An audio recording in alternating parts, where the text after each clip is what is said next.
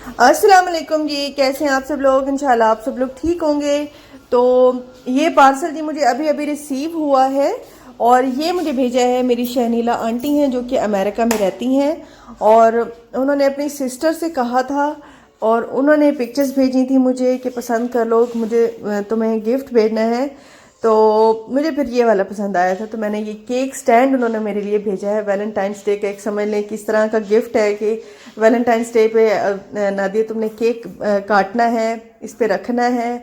तो मुझे इतना ज़्यादा ये पसंद आया था और वैसे भी मुझे क्रॉकरी का और इन चीज़ों का बहुत ज़्यादा शौक़ है तो फिर ऐसा कोई गिफ्ट आ जाए फिर तो डबल खुशी हो जाती है। तो thank you so much aunty, बहुत बहुत शुक्रिया आपका।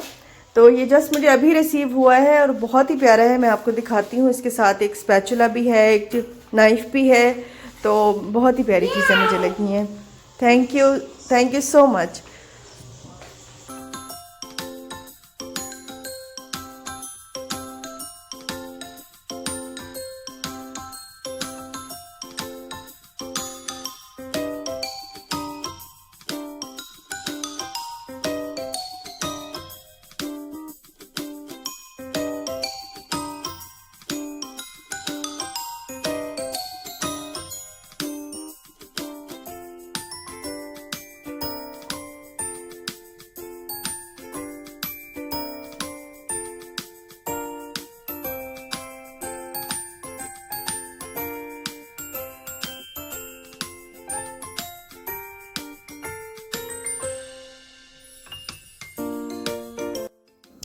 अभी जी शाम का टाइम है और मियाँ को मैं अपने हस्बैंड को बना के दे रही हूँ ग्रेप फ्रूट का जूस। और बहुत ही कम दिन रह गए हैं, ऑरेंज ख़त्म होने वाले हैं। ये ग्रेप फ्रूट, ये विटामिन सी के ख़जाने जो है ना, ये ख़त्म होने वाले हैं। वैसे मुझे सर्दियाँ बिल्कुल पसंद नहीं है, लेकिन ऑरेंज तो सबके ही फेवरेट है, मेरे भी फेवरेट हैं। तो जितना हो सके इसको खाएं, इसका जूस पिएं। विटामिन सी का एक ख़जाना है और बहुत अच्छे हैं जी सेहत के लिए। तो इसके बाद जी मुझे बनाना है डिनर। और मेरी जो आज की वीडियो है उसका मकसद ये है कि आप बहुत ये कमेंट मुझे आते हैं कि आपका ओपन किचन है, ग्रीसी नहीं होता। हमारे जो पाकिस्तानी खाने हैं ये बहुत ग्रीसी होते हैं, बहुत ऑयल वाले होते हैं, आप किस तरह से मैनेज करती हैं। तो मेरा ओपन किचन है और मैं आपको कुछ टिप्स दे दूंगी जिनके ओपन किचन हैं या जो बनवाना चाहते हैं। जितनी मुझे समझ है, अभी जितने दिन मैं यहाँ पर रही हूँ और मुझे समझ आई है कि मुझे किस तरह से इसको हैंडल करना है। तो ओपन किचन का एक तो ये होता है कि आप वैसे खानों की वजह से ख़राब हो भी जाता है अगर आप उसकी केयर नहीं करते, बट एक और फ़ायदा भी है। वो ये है कि जब किचन बिल्कुल सामने होता है तो आपकी कोशिश होती है कि आप इसको साफ़ रखें। बर्तन फैले में तो आपको वो खटकते रहेंगे जहन में कहीं पे कुछ मैल है तो वो आपके खटकती रहेगी कि ये नहीं, ये यहाँ पे ये एक मैल है। तो मतलब फिर इसका ये फ़ायदा भी होता है। तो जैसे कि मैं आपसे शेयर करने लगी हूँ कि मैंने डिनर भी बनाया और मैंने सफाई भी की है, तो मैंने उसको किस तरह से मैनेज किया है। सबसे पहले तो ये है कि आप अपनी सुस्ती को बिल्कुल दूर भगा दें।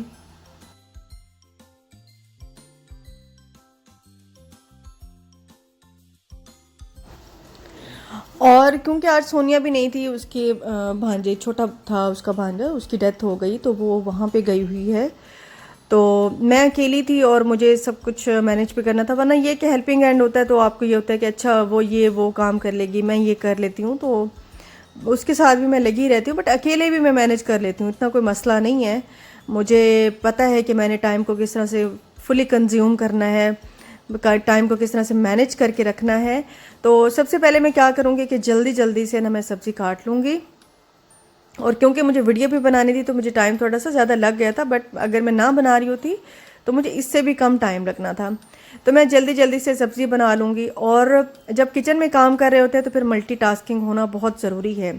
ये नहीं कि अगर एक सब्ज़ी काट रहे हैं तो बस वही कट रही है साथ में और कुछ भी नहीं हो रहा। जाहिर है सब्ज़ी तो जब आप काटेंगे तब तो सब्ज़ी ही काटेंगे, बट माइंड में ये होता है कि चल रहा होता है कि अच्छा मैंने ये भी करना है, इसके बाद मैंने ये करना है। तो फ़ौरन जो भी काम कर रहे हो अगला प्लान फ़ौरन बना लें कि सब्ज़ी काटने के बाद मैंने क्या करना है। तो मैंने सब्ज़ी काट के फ़ौरन से मैंने सब कुछ मतलब खाना वगैरह नहीं चढ़ा दिया, मैंने फिर इसकी सफाई कर ली थी जल्दी जल्दी से। मतलब काउंटर टॉप जो मेरा है उसको मैंने जल्दी जल्दी से साफ़ कर लिया था। और यहाँ पे मैं पकौड़ों की तैयारी कर रही हूँ। और बता दूँ पकौड़ों में मैंने क्या क्या डाला है। पकौड़ों में मैंने जी अजवाइन डाला है, धनिया डाला है, कसूरी मेथी, ज़ीरा डाला है और थोड़ा सा सोडा भी डाला है और लाल मिर्च, हल्दी, नमक, बस ये डाला है। और मैंने ना चिप्स की शेप में ये काटे, इससे बहुत अच्छे जो है ना पकोड़े बनते हैं। और धनिया चला गया, सब्ज़ मिर्चें चली गई और इसको मिक्स कर लूँगी पहले अच्छी तरह से। उसके बाद मैं इसके हिसाब से पकोड़ों का जो जो बेसन है ना, मैं इसके हिसाब से डालूँगी जितना मुझे ज़रूरत होगा। पहले हम क्या करते हैं, पहले बेसन डाल देते हैं फिर वो डाल देते हैं, उससे मुझे लगता है कि कभी ऊपर नीचे हो जाता है। इस तरह से बड़ा परफेक्ट आता है कि सब्ज़ी में सिर्फ बेसन कोट हो जाए, उस तरह से ना क्रिस्पी बनते हैं। थोड़ा सा वैसे आटा भी डाल दें तो वो अच्छा रहता है, लेकिन आटा मैंने नहीं डाला, मैं बिल्कुल भूल गई थी।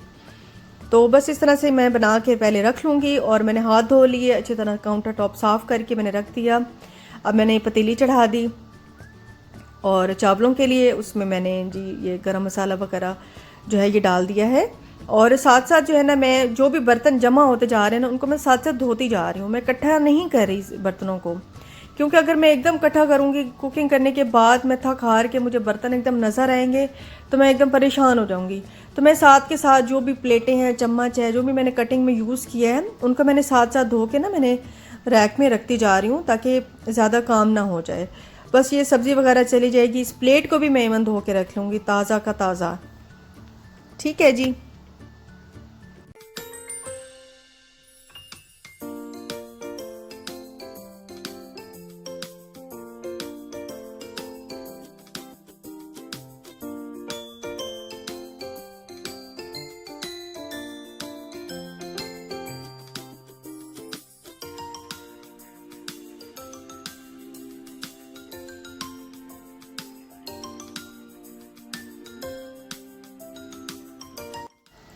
और बस पानी में जैसे ही उबाल आया तो मैंने इसमें चावल भी डाल दिए हैं।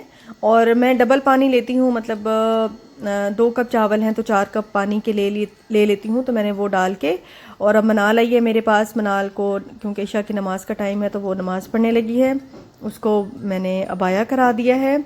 और यहाँ पे जो है ना, बस चावल जो है ना वो दम पे आने वाले हैं। मैंने फ्राई पैन चढ़ा दिया, दम पे मैंने डाल दिए हैं और फ्राई पैन चढ़ा दिया, इधर से शामी भी चढ़ा दिए हैं। और जी पकोड़े भी मैं साथ साथ कर रही हूँ फ्राई।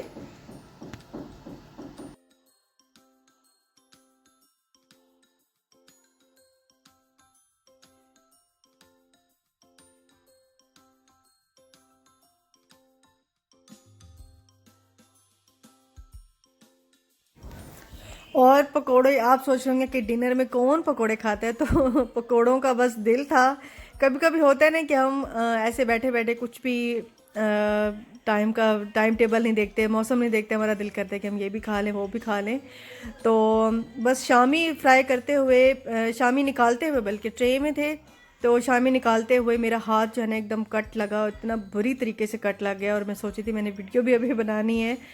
तो खैर अभी खाना खा के तो फिर मैं बाकी की जो किचन की बेसिकली सफाई है वो मैं आपको दिखाऊंगी कि जब रात का टाइम होता है तो मैं किस तरह से किचन को साफ़ करके जल्दी जल्दी सोती हूँ।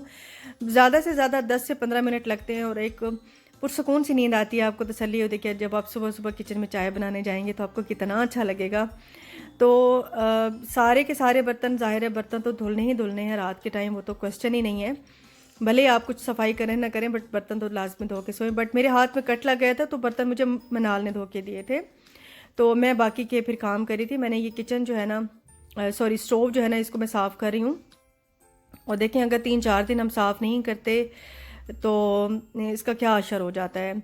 तो प्रॉपरली सफाई मैंने सोचा कि मैं सुबह करूँगी, फिर मैंने कहा नहीं मैं रात में ही कर लेती हूँ, क्योंकि फिर सुबह बहुत सारे ये काम कर वो काम कर बहुत सारे काम निकल आते हैं। तो मैं इसकी डीप क्लीनिंग जो है ना चूल्हे की वो कर लेती हूँ। ये वैसे मैं रोज़ नहीं करती, रात को रोज़ नहीं करती। ये मैं कभी 2 दिन बाद, कभी 3 दिन बाद इसकी पूरी अच्छी तरह से फुल क्लीनिंग जो है ना वो मैं करती हूँ।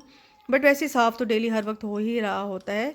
बट इसके पूरी तरह से बर्नर और वो स्टैंड वगैरह निकाल के तो ये मैं ज़रा 2 या 3 दिन बाद करती हूँ, क्योंकि इसमें अच्छा खासा टाइम लग जाता है। और इस तरह के जो चूल्हे होते हैं, जो बड़ा क्योंकि मेरा चूल्हा है, इसको थोड़ा टाइम भी ज़्यादा लगता है।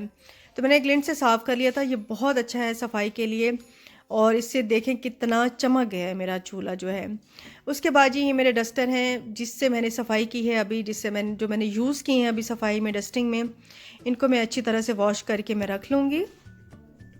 और इनको कभी भी इस तरह ना छोड़ा करें, इसमें बहुत ज़्यादा स्मेल हो जाती है, जर्म्स बहुत सारे आ जाते हैं। तो बाहर जो सिलेंडर वाली जगह है वहाँ पे मैंने इनको डाल दिया है और बस ये सुबह तक बिल्कुल अच्छी तरह से सूख जाएंगे। और फिर उसके बाद जी मैं झाड़ू दे दूँगी। वैसे तो रात को कहते हैं कि झाड़ू नहीं देना चाहिए, बट मैं इन चीज़ों पे बिलीव नहीं करती। झाड़ू मुझे लगता है कि जब भी कोई गंद हो जाता है, कूड़ा हो जाता है, तो झाड़ू तो लाजमी देना ही चाहिए। आप कैसे इस तरह रह सकते हैं कि रात हो गई है तो नहीं देना। मैं इस तरह नहीं रह सकती, मैं तो देती ही देती हूँ। तो मैं शॉपर जो है सारा मैं निकालूंगी कूड़े वाला, और इसको मैं बाहर वाली बास्केट जो है मेरी वहाँ पे मैं रख दूँगी। और इसको धुलने की ज़रूरत है अभी डस्टबिन को, बट अभी मैं नहीं धोऊंगी, इसको मैं सुबह धोऊंगी। तो क्योंकि कट लग गया था, थोड़े से काम मेरे रह भी गए हैं। और इस कॉर्नर के ये जो डोर है, इस कॉर्नर पे मैं ये मोर्टीन वाला जो स्प्रे है कॉकरोच या छिपकली तो खैर आजकल नहीं है, बट कॉकरोच के लिए मैं स्प्रे ज़रूर कर देती हूँ। और लास्ट में मेरा काम होता है जी बादाम भिगोने का। तो मैं साथ साथ करके बादाम जो है ना वो भिगो दूँगी। तो इस तरह करके बस ये मेरा आखिरी काम है। इसके बाद मैं जो भी मतलब हम टीवी देखें, नमाज़ पढ़ें, जो भी हमारा काम है, बस वो एक तसल्ली और एक सेटिस्फेक्शन, जो एक मेंटली सेटिस्फेक्शन है वो मिलती है। तो ये बस मैंने कहा आपकी थोड़ी सी हेल्प हो जाए, जो किचन को मैनेज करना जिनके लिए मुश्किल होता है। ख़ासतौर पे जो मैंने देखा है कि आजकल के जो बच्चे हैं, लड़कियां हैं, उनके लिए तो बहुत ही ज़्यादा मुश्किल है। तो थोड़ा सा मेरी जान मैनेज करें, थोड़ा सा अपने आप को एक्टिव करें, तो सब कुछ हो सकता है। आप कुछ भी कर सकते हैं, ये तो कोई मसला ही नहीं है। जब आप हिम्मत करेंगे तो सब हो जाएगा। बस मेंटली आपने खुशी खुशी सारे काम करने हैं, स्ट्रेस नहीं लेना। तो इंशाल्लाह नेक्स्ट वीडियो में मुलाकात होगी। अल्लाह हाफ़िज़ जी, बाय बाय।